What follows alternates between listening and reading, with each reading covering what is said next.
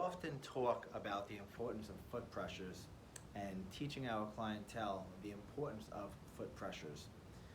So, there's this thing in the industry where a lot of people are promoting these exercises that don't allow you to actually flatten the foot out so you can push back through the arches so you can actually pronate to resupinate.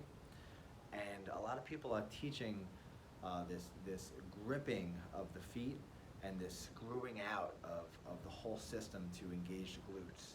So, one thing we want to consider, especially in gait, jogging, running, sprinting, cutting, things that you're going to do in athletic activities, is this reciprocal motion and this unilateral motion. So when you look at how the glute functions in those type of situations, we'll use the right glute here.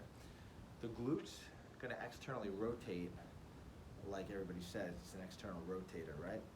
But it's also going to push you to the other side. So if I have my right glute here, it's going to contract, it's going to push me forward, but it's also going to push me over, right? So my right glute is going to move me to the left. It's going to push me over to the left, right? Again, so my right glute is going to fire me to the left, forward and to the left. Now, where does the foot pressures come in?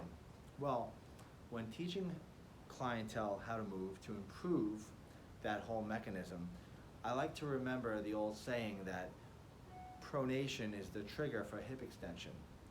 And pronation is essential to actually drive that resupination that we see associated with hip extension. Okay, so what we want to do is we want to get somebody to start to push to maintain the tripod, right? So the base of the first med head, the fifth med head, calcaneus, we want to maintain that tripod, but we want to get more pressure medially. And we want to get somebody to be able to push through the arch a little bit, right? We want to get somebody to actually start to push down a little bit, because what's going to happen is, just like that right glute, how that right glute's actually going to move us forward and over to the side, the foot is actually going to flatten, it's going to pronate, and it's going to push us over to the left.